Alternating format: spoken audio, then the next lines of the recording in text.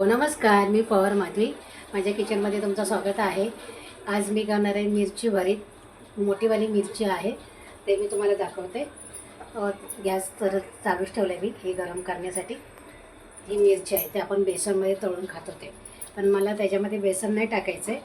मी दुसरं वेगळं करते मसाला, ते मी तुम्हाला दाखवते कुठलं करायचं आहे ते. खोबरं घेतले, 2 ते 3 चमचे खोबरं घेतले आणि जिरं आणि धने ह्याची एक मिक्स पावडर आहे ती घेतली आणि हळद घेतली आणि हा दाण्याचा कूट आहे त्याच्यामध्ये 2-3 चमचे आपण घेणार आहोत आणि लसूण कुटलेला आहे. तर मी हे कांदा हे लसणामध्ये खोबरा चांगला परतून घेते आणि मग भरते त्याच्यामध्ये.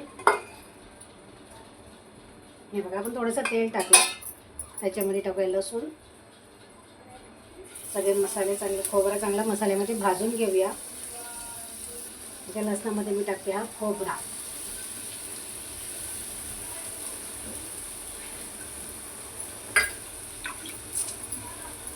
खोबरा टाकून घेऊया आपण मस्त आणि त्याच्यामध्ये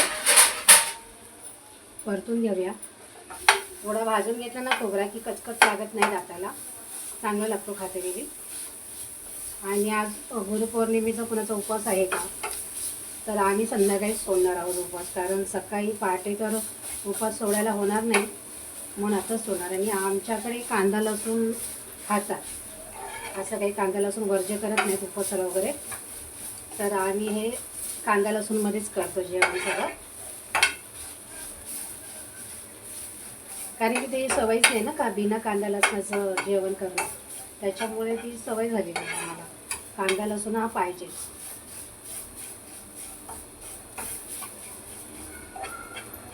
आणि त्याची चव पण समजत नाही आणि त्या भाजीला मिलाप पण येत नाही कांदा लसूण नसेल तर.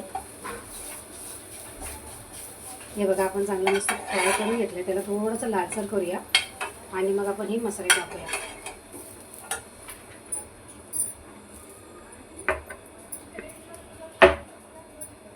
बेसनामध्ये करायचं म्हटलं ना तर वेळेत खायला पाहिजे. आत्ता बनवलं तर लगेच संपलं पाहिजे, ते दुसऱ्या दिवशी नाही खाऊ शकत. तसं ही मिरची आहे ना, आता मी जे मसाला करून भरते ती मिरची तुम्ही 2 दिवस पण खाऊ शकता, फ्रीजमध्ये ठेवून परत काढून तिला गरम करून पण खाऊ शकता.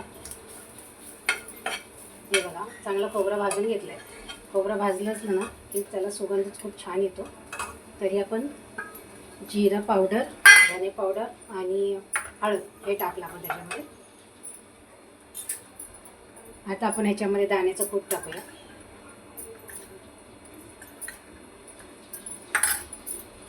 दोन ते 3 चमचे दाण्याचं कूट टाकलं.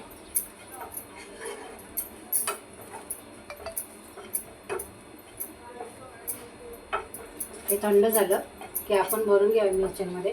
स्वच्छ मिरच्या धुवून घेतल्यात आणि मध्ये मी चिरून घेतले, ते बघा अशा. त्याच्यामध्ये आपल्याला हे भरायचं आहे. मसाला जर कमी झालं वाटलंच तर दाण्याचा कूट ॲड करायचा त्याच्यात. आता मी त्याच्यामध्ये टाकते मीठ, चवीप्रमाणे मीठ टाकूया.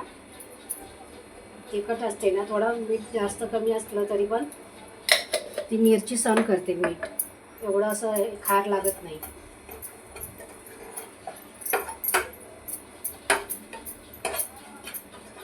आता या पद्धतीमध्ये मी अशी चटणी बनवली त्याची.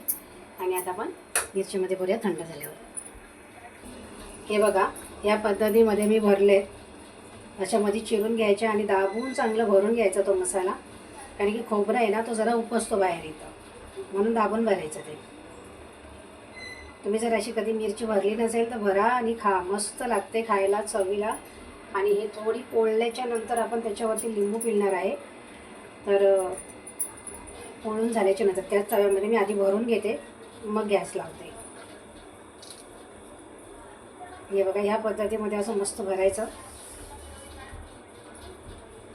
असं दाबून दाबून.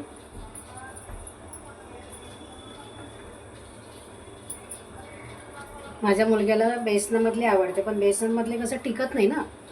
आत्ता केलं तर लगेच खाल्लं पाहिजे, नाही तर सकाळला ठेवलं तर ते नरम होतं. मग मी म्हटलं की ह्या पद्धतीत आपण करूया, म्हणजे सकाळी डब्याला पण घेऊन जाता येतं. असं काही नाही की रात्रीची आहे काही. आपण लोणचं कसं मिरचीचं करतो तसंच आहे ते.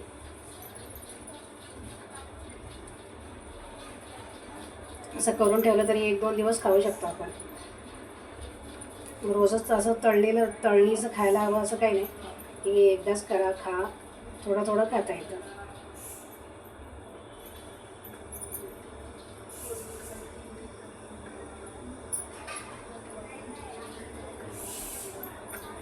जास्तचा झाला मसाला मी ठेवून देईन, पुन्हा दुसऱ्या भरू आपण.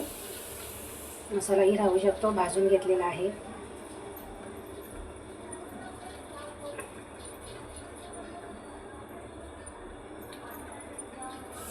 नाण्याचं कूट आणि खोबरा भाजला ना खुसखुशीतपणा पण येतं आणि चव पण खूप छान लागते. ह्याच्या अगोदर पण मी केलं होतं, खूप छान लागले. म्हटलं आज आपण तुमच्यासमोर शेअर करूया की तुम्हालाही आवडेल माझी रेसिपी, तुम्ही करून खाल. उपवासाची वेळ, आता उपवास येत आहे श्रावण महिन्याचे, त्याच्यामुळे वाटतं असं काहीतरी मिरची तळवी वडे करावे, काय आलू वडी करावी. उपवासाच्या वेळेला असं पदार्थ खूप छान होतो. हे बघा छान असं हे केलं मी, वरून ठेवले. आता मी गॅस लावते आणि तेल ठेवते, तेल ओतते त्याच्यामध्ये वरूनच. आणि आपल्याला स्लो गॅसवरती त्याला चांगली वाफवायची. हे बघा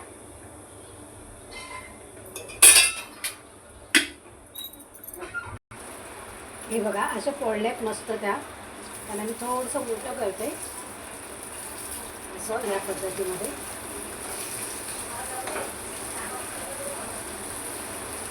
थोडं खुशी करूया, म्हणजे एक बाजू झालं आहे म्हणजे ती मिरची मस्त पोळले, तिला काय वेळ नाही लागत पोळायला. आणि मसाला तर आपण भाजूनच घेतला आहे, कच्चा राहील असं काहीच नाही. हे बघा आता ह्याच्यावरती आपण टाकणार आहोत लिंबू पाणी. छान लागतं थोडं आंबट टाकल्यावर. अर्धा लिंबू घेतला पण चांगला रसाळ होता ना, छान 4-5 चमचे हे भेटला, रस भेटला त्याचा. अजून थोडं आपण एकदा त्याचं झाकण ठेवून वाफवून घेऊया. हे बघा आपल्या मिरच्या झाल्या. मी गॅस बंद केला, नाही तर त्या उजळतील, जास्त करपवायचे नाही आहेत. आपण त्याच्यावरती नंतर थोड्या वेळाने झाकण ठेवून आता पाणी सुटेल. रेसिपी आवडली तर लाईक, शेअर, सबस्क्राईब करा. बेल आयकॉन दाबायला विसरू नका. आणि तुम्ही पण करा, खूप छान लागते मिरची खायला. तिखट कमी असते पण बेसनमध्ये खाण्यात आणि अशा कांदा काही आपलं खोबरं लसूण वगैरे भरून खाण्यामध्ये ना खूप छान लागते. तुम्ही पण करा, तुम्हालाही आवडेल. आणि नक्की सांगा त्याची टेस्ट तुम्हाला कशी लागली. माझ्या पद्धतीमध्ये तुम्ही करा, छान लागेल. Bye bye.